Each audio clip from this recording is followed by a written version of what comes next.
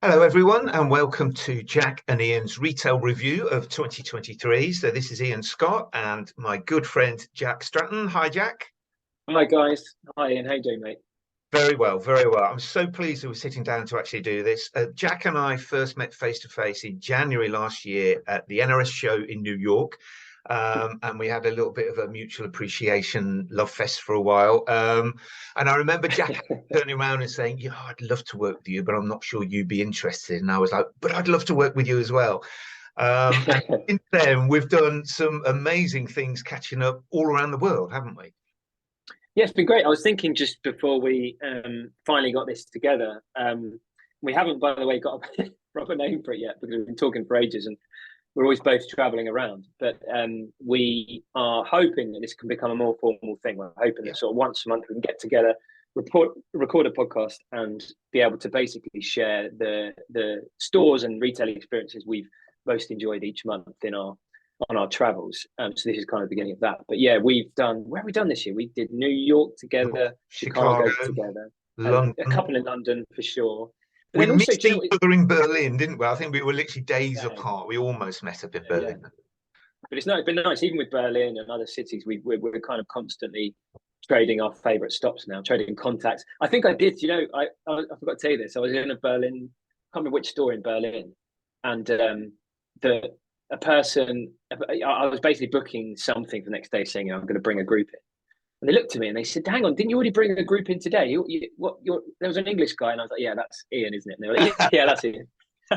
Getting around a bit. I mean, it is wonderful. And we're going to go through a top 10 list of our favorite retail experiences from the year, where we put five in each. But yeah, there are moments where we're sort of spending time together, and you jokingly called us retail twins, and I know exactly what you mean. I've not met anyone else that shares that passion for retail, but also just goes out and visits shops because you just want to see what's going on.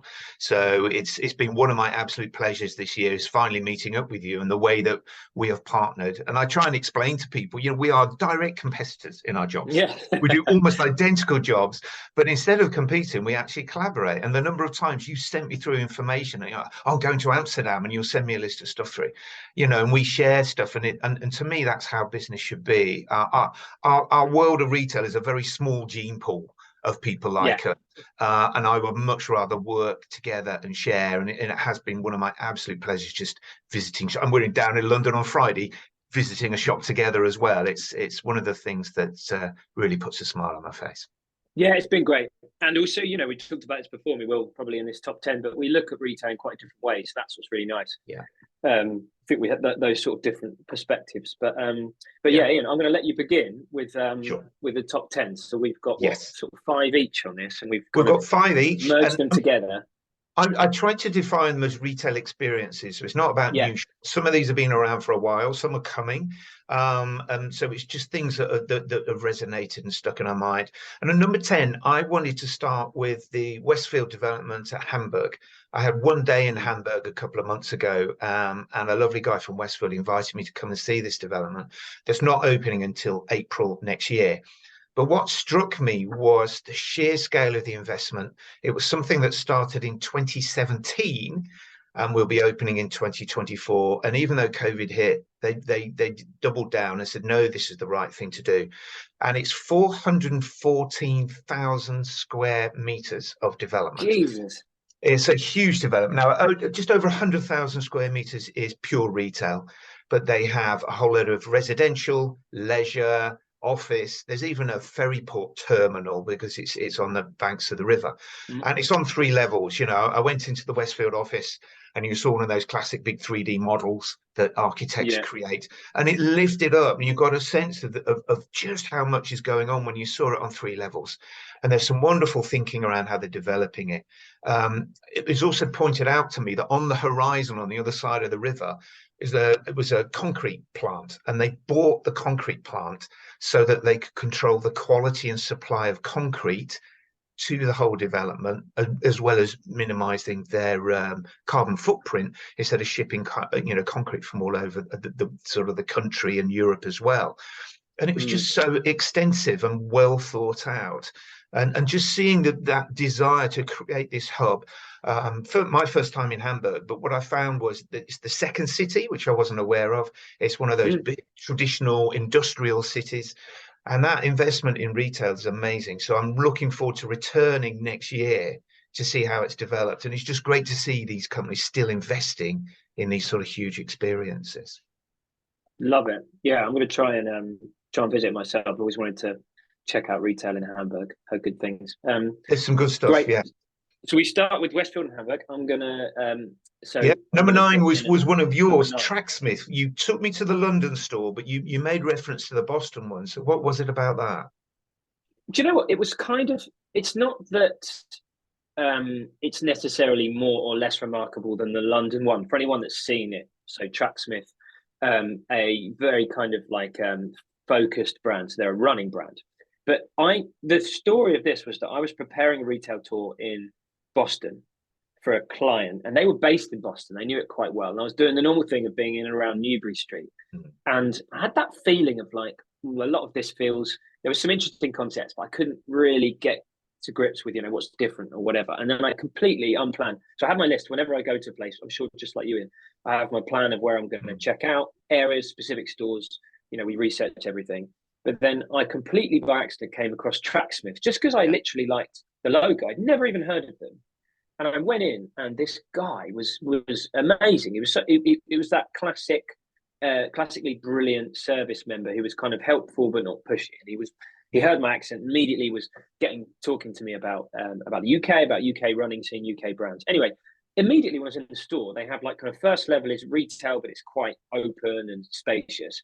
And then upstairs, I think so. It's one of those kind of two-tiered stores you get on Newbury Street.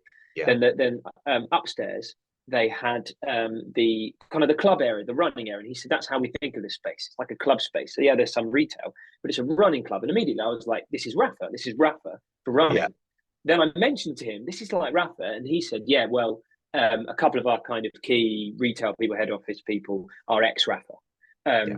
So it's been heavily influenced by that. And I immediately got it. And so this store that was kind of nice, but you didn't immediately get. He then tells me, oh, every Sunday there's 200-300 people lining up here to do a Wow. run around the block, and then they come back for coffee. And then there was a separate room that had like 200 bananas in it and a coffee machine, and I loved it because I thought, Yeah. well, this is real, isn't it? This isn't like with all due respect, when Nike do certain events like that, it often feels nowadays a little bit heavy-handed, like it's Yeah. really branded and high concept. And Tracksmiths, do you know what they had? They had bananas, coffee, and a toilet because what else does a runner need? Like Yeah. they just it was really sparse and clear. And he said, it's all about the community. And he told me this thing how they sponsored amateur athletes rather than professionals, which I loved. Brilliant. Lovely. And the branding was really authentic. It was very like a kind of college level thing. Yeah. Just thought it was great. And then they've transferred over now to London. That's doing great. Their Marylebone store again is very much club community focused Yeah. like Rafa. And I'm just a really big believer in that model for the future of physical retail is community focused, building slowly but in a way that really builds loyalty, like Rafa and Tracksmith do. Yeah. So I kind of fell in love with the brand from there. Well, I enjoyed visiting the London one with you, and I completely got what you said. There is heavy Rafa vibes, particularly around that relaxed approach. The product's on display. It's not in your face. It's almost like you buy into No. the brand and then you want to shop rather than going to the shop to buy. And I'm seeing more and more of this relaxed social community building. And I think it's one of the really clever uses of physical space. Everyone talks about experiential. I get sick of hearing that because it's too obvious and people are, as you say, can be a bit heavy-handed with it. With brands like Tracksmith and Rafa, it doesn't feel like a clever, sneaky tactic to make you buy more. It feels authentic, as in just come and hang out with us. And Yeah, to me, that's absolutely. wonderful. One of the best ways of creating footfall in your store is to not to feel like you're selling at people. And I think they're brilliant. And I hope we see more stores like this coming through. Obviously, with Tracksmith and Rafa, you've got running and cycling. I'd love to see this spill out into more main high street fashion, as well as the sports stuff. Sports often pick up on these because their events are obviously sporting events. But Yeah, I'd love to see a Next or a Zara find a way of building a community like that as well. That'd be totally really. agree. Yeah, So number right. 8 on our list was Tiffany. When Uh, I was in New York, it was one of the stores I really wanted to visit.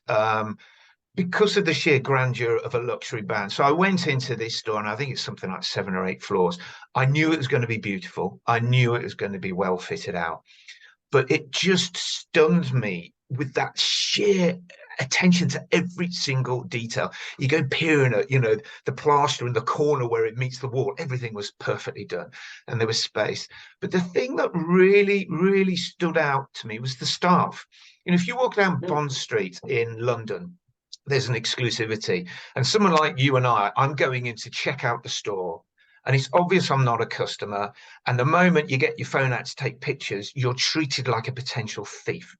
And I can kind of Yeah. understand. People take a look at me, and it's almost like the Pretty Woman scene. They take one look at me and go, "You ain't buying in this store," and I'm not. I'm coming to take photos. So the assumption then is that, well, if you're not buying, you're going to be stealing. And then there's a vibe I get, and there's a couple of times I remember going around the Asprey store, and literally the guy was following me around, waiting for me to try and steal something. In Tiffany, the staff knew that there were going to be a lot of tire kickers and gorpers and Instagrammers and people like you and me coming in, and we're welcomed with open arms. All the store staff were welcoming, friendly. What would you like to see? Do you want to take some photos? Do you want me in the picture? Do you want me to get out the picture? And they've been briefed to be completely welcoming. And they know that half the footfall in that store is to come gorp at the brand and the store. And they welcomed it. And it was really refreshing for a luxury brand to be like that. And I wish more of them were like this. And I know there's an element of that friction, exclusivity, and slight difficultness around luxury. Personally, I think that's bullshit. I think they should be more welcoming, because you've got kids that will aspire to buy these luxury brands because they have disposable income, as well as the classic sort of elite customer as well. So I hope more get to do it. It was a wonderful store. Yeah, I love that. And it's funny, I've been talking with a few luxury retailers this year about this. So I was in Dior Avenue Montaigne. Didn't put this on my top 10, but was tempted to.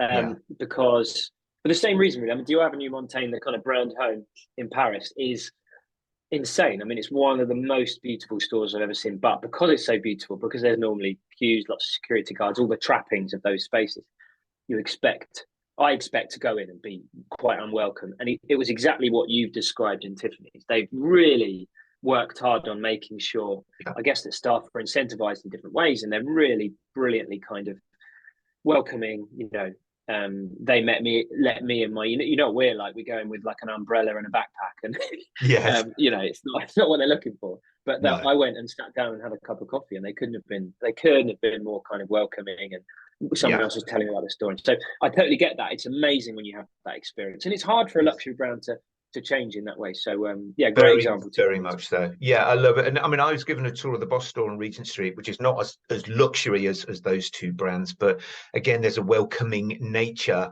that is Yeah, a slight surprise. You half expect sort of snobbery with the premium and luxury brands, but the successful ones will make it more accessible. And I do think that's the future for them, because they will capture these younger kids who will have disposable income. They won't have mortgages, they won't have kids, they'll be staying at home with their parents, and they like to spend their money on the things they like. And you capture them, and you've got them for life.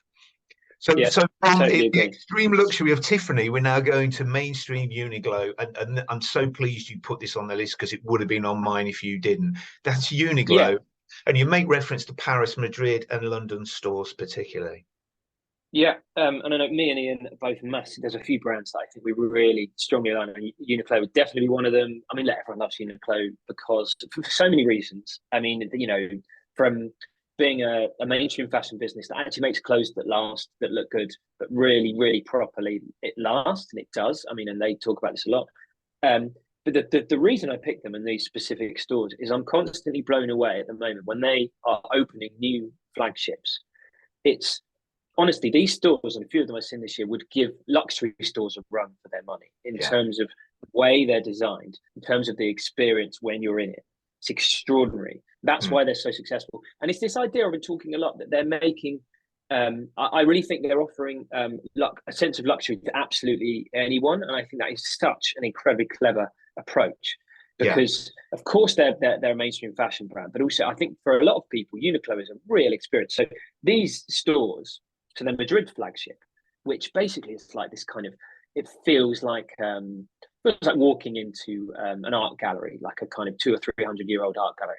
Mm. All these amazing frescoes, extraordinary paintings on the wall. Now, most retailers take over that space, and obviously they strip everything out. And Uniqlo haven't. They've just No. put their stuff, and in there they talk about the building itself. They tell the story. They have their amazing, by the way, self checkouts that work so brilliantly. There's one room, and I think I shared a picture of it. The self checkouts are up against this kind of 200-300 year old painting, this giant painting, and Yeah. it's so brilliant because it's like you look at it and you think, yeah, why not? Because Uniqlo Mm. is saying, well, we still want you to experience the joy of this amazing building, but Yeah. actually also you can experience the joy of putting all your stuff in this RFID checkout. Yes. And I don't know why not have two things like that going hand in hand, and it's such a good experience. In Paris, so they just reopened. I mean, the Le Marais store is amazing Yes. anyway, but the reopened Opera store again is just extraordinary. But do you know what? It's different to the Madrid one, and again the reopens the Covent Garden space. So the Uniqlo Covent Garden, which is just an amazing space that we both Yeah. love as well. And again, architecturally, totally different space. So these Yes. three stores couldn't look more different. But somehow they've made it Uniqlo without altering the Yeah. architecture, the design of the building. And it all works. It makes sense. You don't go in and think, well, this doesn't, it all works. It fits perfectly. And it's just, I think it really shows the whole world, whatever kind of brand you are, if you're ambitious enough, you can actually take on these really difficult buildings and make them work. And the joy that adds as a customer, as a human being, Yeah. because I'm convinced with those three stores, there's lots of people that walk around them and they aren't buying anything. They just want to see these extraordinary buildings. And actually, Yeah. Uniqlo have kept them alive. So credit to Absolutely. them. I agree, and I love how I'm assuming this is a conscious policy where they're embracing these old buildings full of history. You know, the La Marais Paris store. Our good friend Chris Igwe took me around there, and in the basement, they've kept all of the. It was an old forge, and they've kept all the machinery in glass cases. It's like a Yeah. little museum. And then, of course, on Regent Street, the old Austin Reed flagship, you've got that wonderful barber shop in the basement, which is protected and listed. So they've got the old barber chairs, everything in chrome. Mm. And as you say, the old store at Bluebird, shop at Bluebird, Yes, that's it. Yeah, chance exactly. area at the back. So you have classic traditional Uniqlo at the front and this beautiful atrium space. And they communicate so well anyway. Aside from the buildings, I often showcase Uniqlo for the various types of communication they have in store. And there's a lot of messaging that doesn't overwhelm. And they inform. I remember the Regent Street store, they had little graphic talking about a Japanese cross stitch that they use for the repair. And then you have the beautiful introduction to the heat technology with the color coding. Mm. 2 by 2 meter wall dedicated to their in-house magazine. Yeah. Then they'll talk about the cotton, sustainable sourcing of cotton, and all this sort of stuff. It's a showcase on how to communicate, and it's a very contemporary concept that they're fitting into these old, beautiful buildings. And as you say, it Yeah. works. So it's a wonderful approach, and I hope they And do. they, you know, They can't and do every store like this. You know, these have to be flagships because of the cost. But I love the fact that they're embracing them. And as you say, each one is unique because they're letting the store and the old building dictate the pace and the tone of voice. It's wonderful. yeah, they're just great. And I think something I always finish off when I talk to people about Uniqlo is I say, look, also after this wonderful experience of walking around this beautiful store, note two things. One, so many people buying stuff. Two, there's so much product. Yeah. So I think, we often experience this. People think about stores as a battle between, yeah, okay, I can offer experience, but that means I can't have much product and I need product to sell stuff. People talk about it in this really binary way. Uniqlo proved that you can have both. You can provide Yes. really memorable shopping experience, but also just sell loads of stuff as well. It's entirely possible to do Yes. both things. It just requires commitment, imagination, Absolutely. whatever. I mean, I keep So saying still post-COVID, 75% of all retail sales happen in a physical store. yeah, And by all means, do your Gen Z focus and your experience and all that bollocks. You still got to sell stuff. And yeah, it's the primary place to sell stuff, and they get the mix well. So number 6 on the absolutely. list is Link & Co. And I got to visit 2 of their stores in Berlin and Hamburg. Thanks to you, I was aware of them, and you reminded me, and I got to see them. And I always joke when I take people to these. I said, if you work in a design agency, the creative team will come up with 3 ideas. the one the client wants, the one that nudges it a bit further, and the one that comes at 3 o'clock in the morning after they've taken way too much caffeine and I think, sod it, I'm going to tell them what they really should do.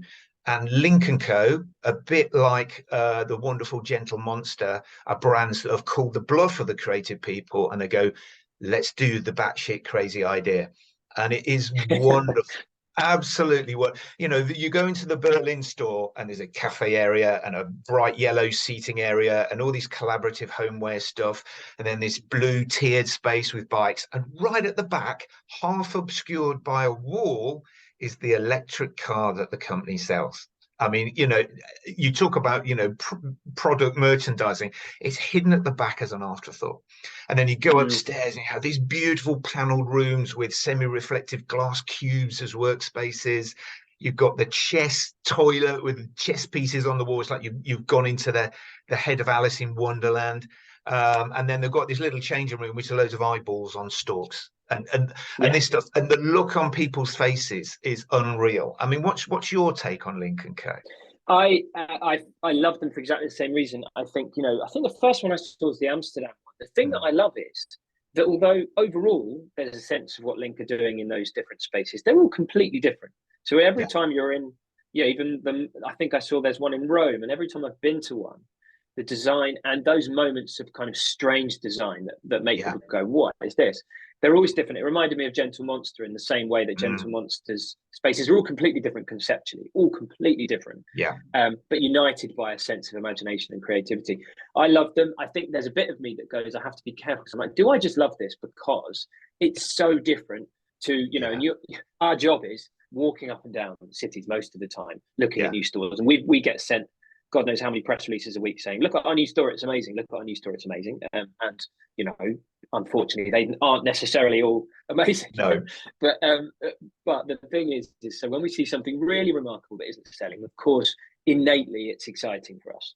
Yes. But I'm the same as you. I think I really, really do love, because actually there's a real logic to it. And I've said this to people. I think that actually they're not so obviously the main thing that Link are doing is they aren't actually selling cars, they're selling car subscriptions. That's the main goal.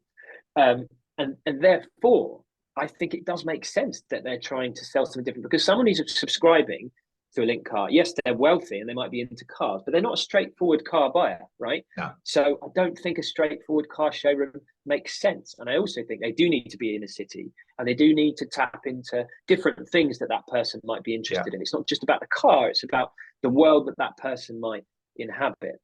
So I do think there's a logic to the madness of Link stores as well. Yes. So I think a lot of people might see it and go, God, that's crazy, it's amazing, but I don't see the relevance. Well, I don't think it is necessarily relevant to a car company that just sells cars, but subscriptions, I think it's interesting. I agree. And the first question people ask when I show them is, well, are they selling any cars?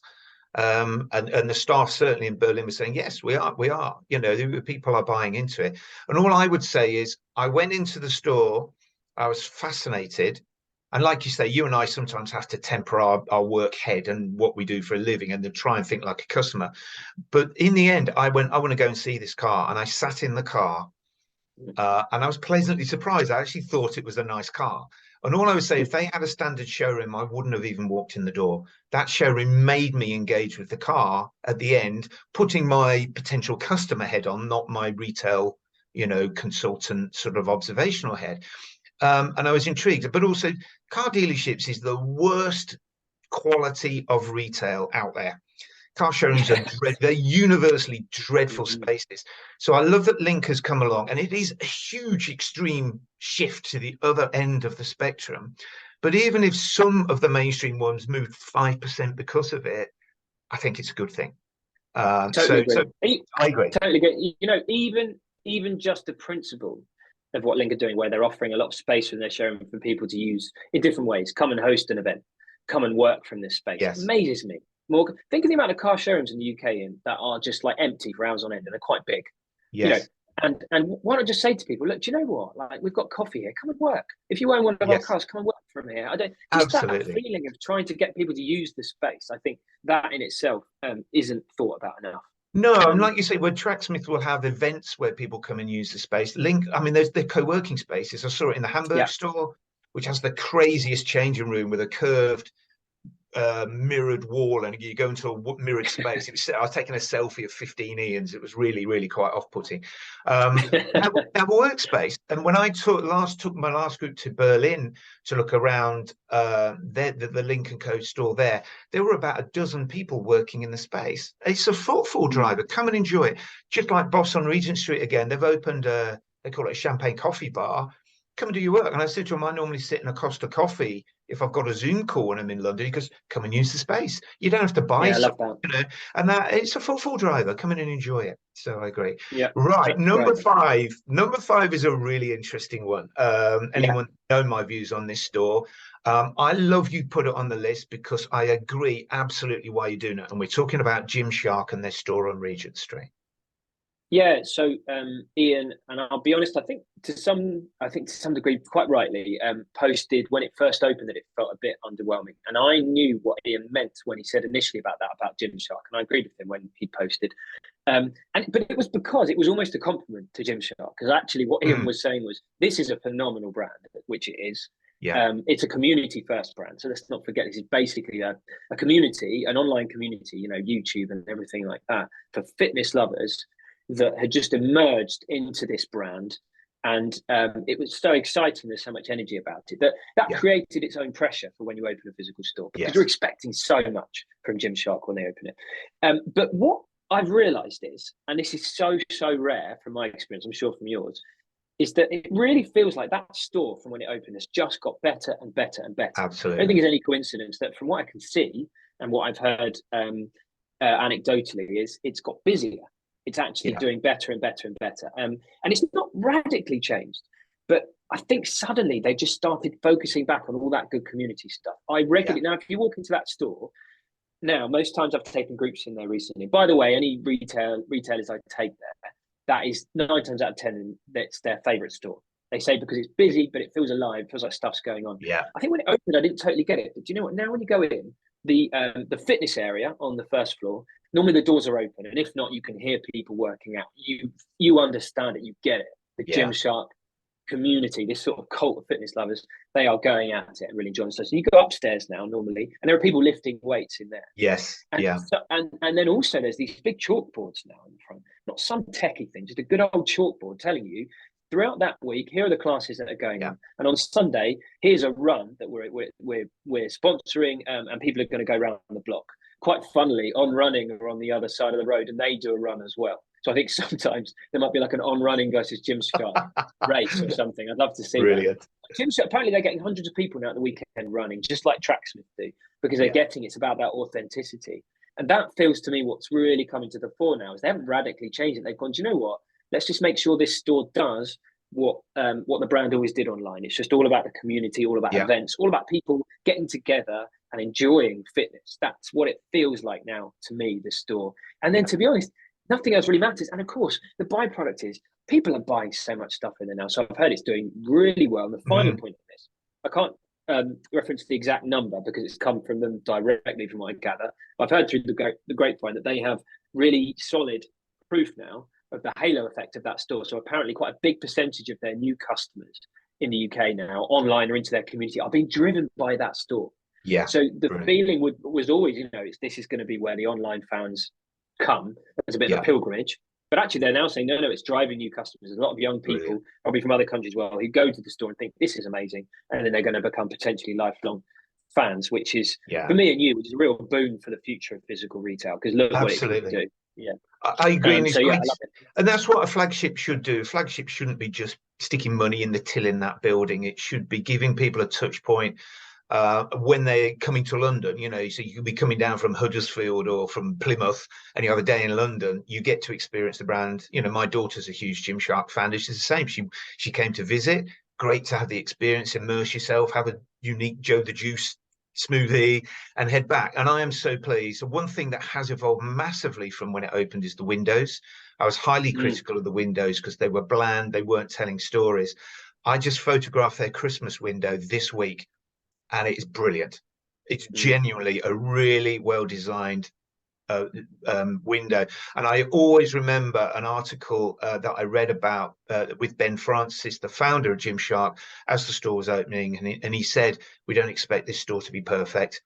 but the next one will be. And having seen what he's done with the business, I have absolute faith. And I've been in maybe a dozen times, and every time you're seeing these little incremental gains and steps and progress, which Yes. is what you want to see with a retailer. A store is a test lab. You never do it and go, right, I've sussed retail and sit back and lie on the beach and count Yeah. your money.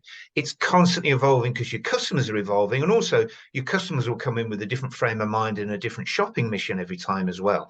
And I love to see that progress and evolution. He is using that space really well, so I'm really pleased. Yeah, And and I so, think 12-month pop up in New York next year, Jim Shark. So for any of our US colleagues and friends, well worth checking out and looking at the growth over there. Ian, your next one, I think, and again, this is something I could have easily chosen because I love them, is Marks and Spencer. yes, so we've gone from an online startup brand having a go at retail to one of the most traditional legacy retailers. I've been highly critical of their stores for a number of years because they were the best at food and the worst at fashion for many years. And I would stand in shops and pan a video from the food hall into the clothing, going, here we are, 21st century food and 1970s retail for fashion. And then I got invited to the Stevenage store, the old Debenhams site, last year to have a look around. And then more recently, a few months ago, I went to see the Leeds store that had been opened and got to visit the Liverpool store in Liverpool one the day before it opened. And the fashion offer is superb now. They've really understood what needed to be done. So the experience, and I'm talking about the design, not so much the products, but it's the environment. And there's a sense of affordable luxury, and I feel I've got this lovely sort of pinky purple color scheme coming through. There's segregation of the different products, simple things like the changing room areas where they've got dedicated seating with phone chargers, recognizing that stereotypical bored husband waiting for his wife to try and close, which is a huge generalization, but they're understanding the habits, behaviors of people on different shopping journeys through, and the home section as well, particularly in their lead store. I described it as being like John Lewis, which is a compliment because John Lewis do home from a merchandising point of view really well. So I was chuffed a bit. And another thing that really stood out at Liverpool, they're testing like a coffee shop, not a coffee shop environment, but it's a food shop, like a sort of a Greg's format. Yeah. Which is a new format, so they were testing that. But there were 4 different checkout concepts. And I got to chat to their head of checkout after I visited the store. And you'll have self-checkout, you'll have the traditional conveyor belt man checkout. You can have your own trolley on a conveyor belt self-checkout, and you can use a trolley for self-checkout as well as basket. And they're testing and learning different ways of doing this. So I looked at this, and I know, their clothing and home sales are up 11%. Their physical retail store sales are up 14%. And when you look at the challenges that John Lewis are going through, and people go, oh, this format's dead, you turn around and at the same time go, well, look what Marks and Spencer have done. They've reinvigorated this brand. They're creating wonderful store experiences, and they're closing some of the smaller stores and starting to open some of these big stores.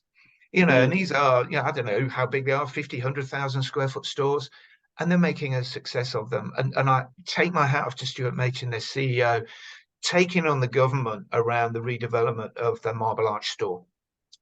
Where there seem to be political decisions, and I know that's being reviewed now. So he's one of those inspirational leaders, a bit like Lord Wolfson at Next, where you're looking at them going, thank God retail has people like you, because you are showing that you still can do it properly in this day and age.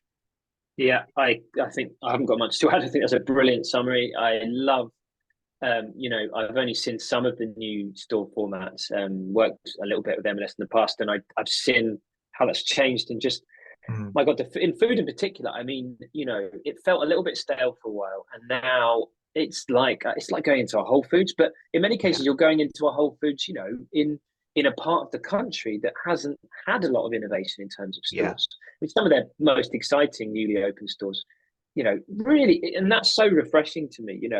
Someone was talking the other day about the new store in Leeds, and it's like they're really pushing this in every corner of the country, and I like that because it does get a bit tiring when there's this retail approach of, well, the new kind of test store, the new innovation is going to be basically 9 times out of 10, it's either London or within 25 miles of London. Yeah. M&S are pushing the, this kind of new invigorated store format everywhere. Yes. And I love that because I genuinely believe it will work everywhere. I Yeah. genuinely believe there's that same demand. People, there's love for M&S in the UK, obviously. Exactly. But there's even more love for a refreshed M&S. So yeah, absolutely agree with that one. I'm going to jump on to one that we actually both saw this store in quite quick succession. Been around for ages. H&M Mitte Garden in Berlin. Now, I think we're both kind of blown away by it, but quite specifically because of the garden. The thing that got me about this is, there's something I'm starting to see more and more, whether it's a Primark, even Zara doing this, definitely Uniqlo, but there's this sense that a lot of the fast fashion, mainstream fashion brands are starting to realize that actually there is an opportunity for them when it comes to luxury for everyone. This idea of accessible luxury for everyone. Yes, on the one hand, that could mean a traditional luxury brand trying to be more approachable. Absolutely. But I think also it extends to mainstream brands thinking, well, for our customer, what's special for them? Well, like, how do we make a shopping experience that feels special for them? And therefore, could we do different things in different places? Most H&M stores are, frankly, pretty generic, pretty just white box, nothing much going on. But they are, to be fair to them, pushing different concepts in different areas. Yeah. And then when I went to Mitte Garden, I was blown away by it because it was absolutely stunning, that store. And it had all the trappings of almost an independent fashion house. It was amazing. Yes. They have an amazing rental area in the basement. Quite sparse kind of product mix. Really tastefully put together in terms of the color schemes, the lighting. But then most of all, the standout thing is you go to the back of the store and there's this private kind of garden that connects to this H&M cafe area. And it's, again, I was talking about Uniqlo earlier. I mean, this gives any luxury space a run for its money. The sun was out when I went there, and there were so many people sat outside enjoying a drink in this beautiful garden that was kind of it seemed kind of ancient, and there was this sort of it didn't feel like it was manufactured. It feels like you've just discovered this thing. I mean, the interesting thing with Mitte in Berlin is it was Eastern Berlin, wasn't it? And yes, absolutely. There are so many stores around the Mitte area that have these garden spaces because they were effectively residential spaces, and this has been developed for retail. But that Mitte garden for H&M was beautiful. Like you say, the first time I went in, it was like you said with Tracksmith, it's one of those wonderful things I stumbled across while looking at other things. Yeah. And there was an art display at the front of the store, so they collaborate with local people on the space. Yeah, as you say, it's very understated. Indie store is a wonderful way of describing it. It doesn't feel like a corporate H&M store. The Uniqlo stores you mentioned, there's corporate Uniqlo merged with a beautiful old building. Here, it's like they've forgotten the DNA of their traditional brands. And when I spoke to a member staff, you've got a curated range of standard H&M. There's a few bespoke pieces. Then there'll be a collaboration with someone else. You've got the garden and the cafe area. You've got lovely decking and a huge awning. There's an old, I think there's a water feature and sort of statue at the back. But it feels like it's already been there. It's not been designed to be part of an H&M offer. Absolutely. They're another one of these mainstream brands that are doing interesting things. I mean, I could have also mentioned their stunning Williamsburg concept store as well. Yeah, the pop-up space. And so it's great to see these sort of, again, H&M, Uniqlo, they're going, this is our core offer. And now here are some peripheral things that we're doing that are going to surprise and delight you and create conversation. And here we are talking about it as a result. And it was one of my favorite experiences going around Berlin. I thought it was beautiful. Completely agree. And I think, what, fundamentally, it's exactly that. It's that thing for these big brands just to go, do you know what? I think it's very easy for some of these mass market brands to go, well, these kind of creative, unusual things that retailers do with stores, that's something they do. We have our rules. We have our 1,000 stores across the world. We have whatever we do. Yeah. And I just think there are increasingly more and more examples of saying it doesn't need to be like that. If you want to play around in a certain place, you can do it. And guess what? Your customers will follow as well, because if it's interesting, they'll come. So just that willingness to try something, even if, and then it's not going to kind of necessarily, I don't know, cannibalize your other stores or your other experience. You can do both. Yeah. And I think a lot of those brands are starting to do that. We're down to the last two, Ian. Yes. I'll let you take yours again. I would say this is one of your all-time favorite brands. It's up there with, you know, your kind of It top is five. Timberland, and you know, just talking about brands with core offers and doing something a little peripheral. I am a huge fan of the Timberland brand from their product, but also from their stores. And one of my highlights of this year was interviewing one of their senior store designers in Chicago, talking about the sustainable store that they have created in Soho, in New York. And then I finally got to go and visit it a few months ago with huge expectations and a fear it wouldn't be as nice as I thought it was going to be. But I was blown away, and I dragged you around to see it as well. Didn't know, because I wanted Loved you it. to sort of see.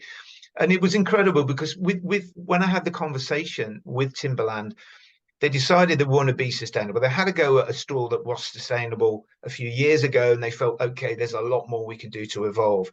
And the conversations they were having, they were looking at everything. And I love this sort of mentality. It was like, what's the sheet size of the raw material we use to make this thing? So if we make our unitary 10 centimeters smaller, we can get three of them out of a sheet instead of two. Mm. They were sort of saying, well, we've got all the stuff ready to ship to the store on a pallet. Do we need to use cling film to wrap around the pallet? Can we Mm. get everything on 2 lorries instead of 3? It's that sort of mentality that Lush have. It's the incremental gains.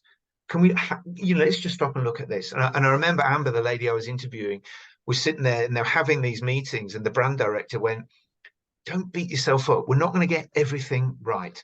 Okay, we're making huge steps forwards, and if we don't get everything right, that's fine. We'll look at it for next time." And I love companies that think like that. You'll never Yeah. get it perfect, but we're moving in the right direction. And when we went into the store, you know, the walls were left as they were, and it's not that retro industrial chic. The thinking was, we'll leave the walls alone. We'll save on the energy and the time and the money and the materials building a new wall. We're going to build structures, and a lot of their freestanding display units was using the OSB, which is normally a Mm. substrate material. They did redo the floor, but the explanation was they had some metal display unitary that fitted into recesses in the floor. And if you looked across the floor, there were loads of these little metal caps. And so you could remove the cap and reposition the unitary. So their thinking was, we will spend time and money and materials creating a new floor, but as a result, we can completely modularize the store, change the look and feel without having to create new unitary. So the win was actually in the overall lifetime of the store. And so from a sustainable point of view, it was brilliant, and it was very on brand. This OSB material, I think this is the first store I'd seen of them using it. So it was a new Mm-hmm. material for them, and I stand to be corrected on that. But it absolutely fitted in with the brand. It wasn't a reinvention of their store environment. It was a beautiful evolution.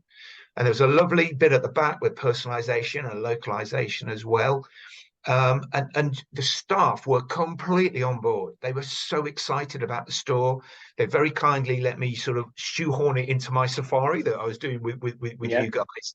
And they came around so enthusiastic. And to see the staff loving the direction the company is going, they become the physical mouthpiece of the brand. I mean, what did you think? Absolutely loved it. And this is a good example of how you and I think similarly, but sometimes slightly different about the same thing in an entirely positive way. So I loved it as well. And as we often do, I kind of saw a macro trend thing going on where you saw a lot of the micro. And it's the same thing, but basically it was an example of something I'm seeing more and more, which I love, is big retailers going, do you know what, we're going to stop.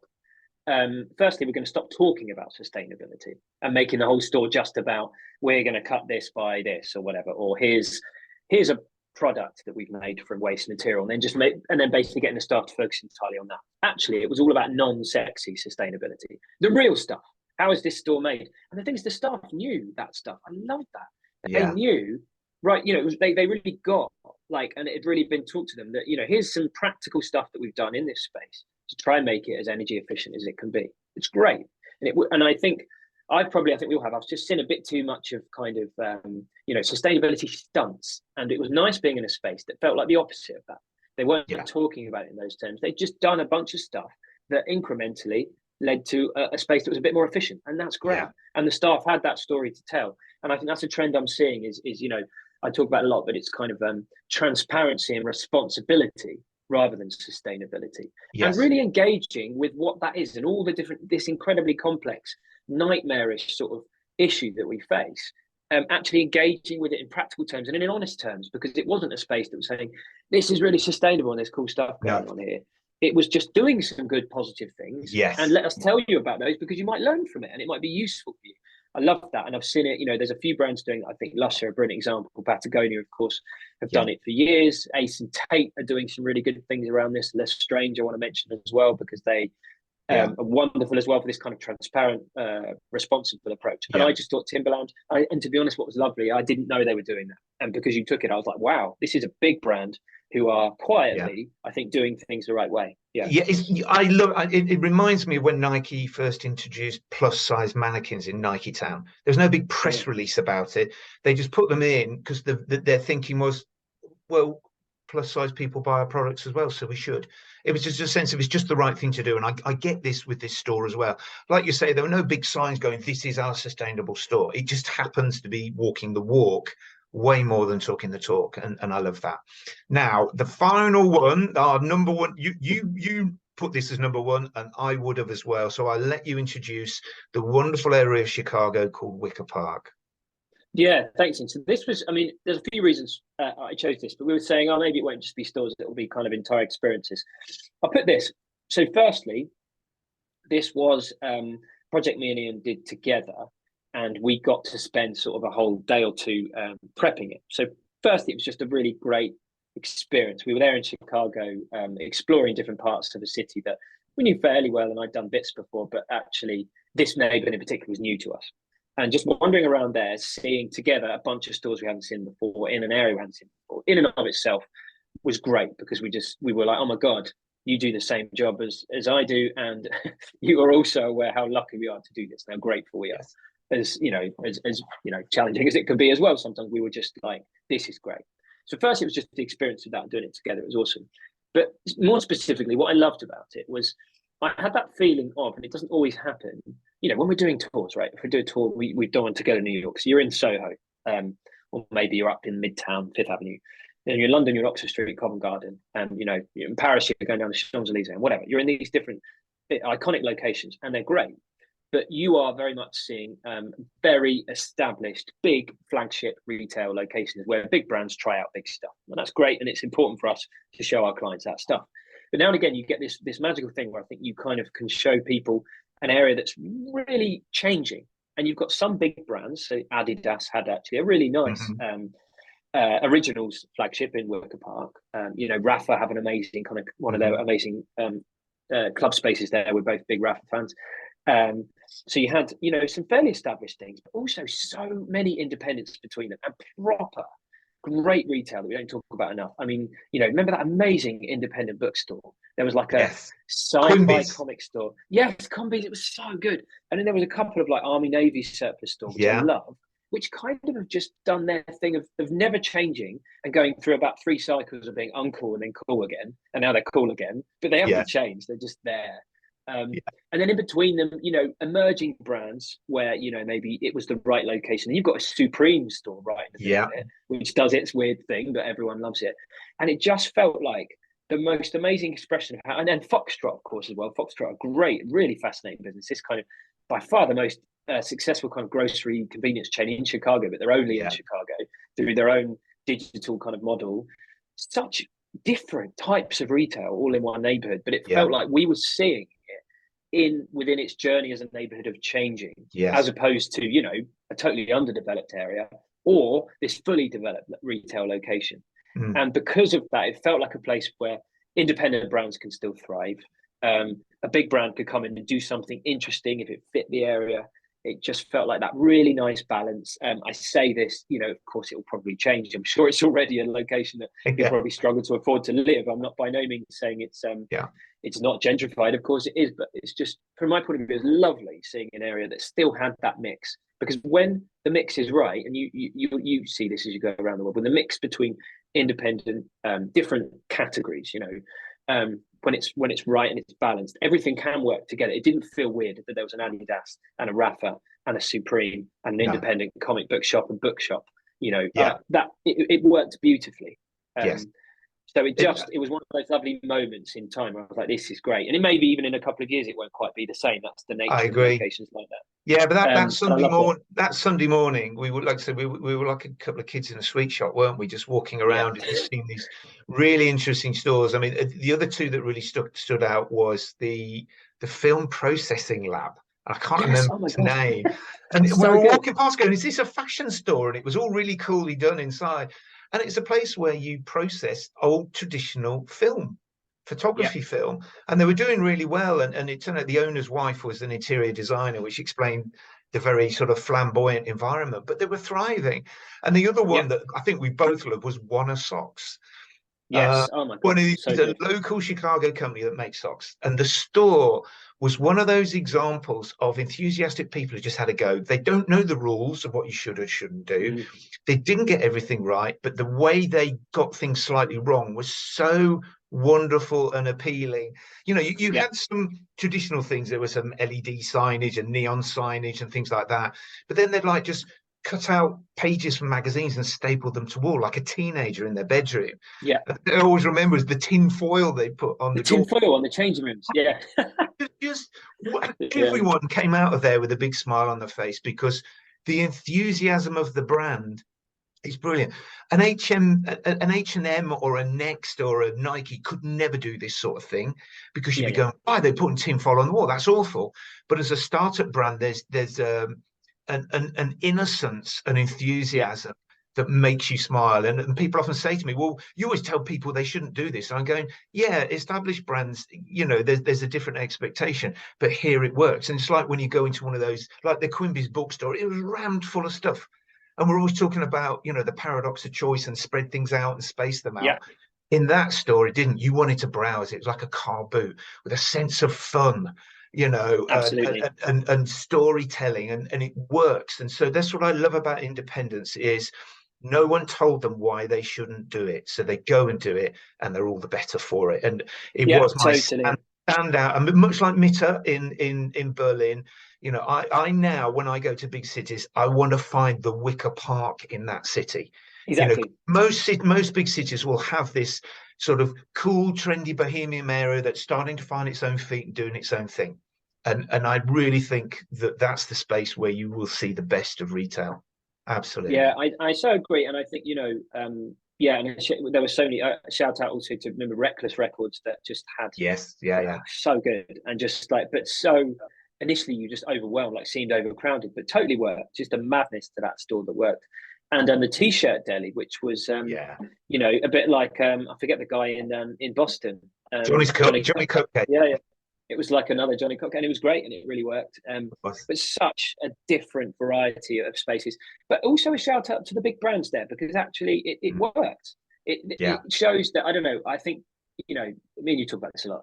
Too much retail locations, whether it's a mall or a high street, downtown, whatever it is, feel like that they're not collaborative. There's that Yeah. competition. These big brands coming. That's an issue for us. Or I think we don't remember enough the importance of actually the collaboration and how the right mix works beautifully Mm. in any given area. Because you could see that. You could see it even with Supreme. There was a queue of people in that neighborhood, queue Yeah. of kids that were going to Supreme. And do you know what? Some of them probably then are going to jump over the road and go to Reckless Records because Yes. that's a cool shop in a different way. It's been there for 40 years. It's remembering that's a good thing. You Yeah. can there's lots of kind of mutual benefits to that way of working between more established and Yeah. newer retail, big and small. It can work. And it's something that doesn't happen enough. No, So I yeah, agree. I agree. loved it. So that's our top 10 experiences for the year. I'd be interested to see people's thoughts on what should have been on the list, what they think of the things that are on the list as well. So please sort of feel free to add comments and suggestions as well. So, well, thank you for a fabulous year, Jack. It's been a joy. I mean, we met 11 months ago. We've Yeah, gone around the world and enjoyed and shared things as well. And I yeah. Our sincerely hope relationship it continues. has blossomed pretty quick, isn't it? It is. Normally it might be longer than this before you start going on holidays together. Yeah, we let straight in, didn't we? A proper retail Yeah, bromance. yeah, So yeah. thank you Brilliant, very man. much for sort of listening to our views. As Jack says, we're planning to do some more podcasts in different formats through 2024 as well. So we look forward to chatting with you then as well. So everyone, including you, Jack, have a fabulous Christmas and we'll catch up soon.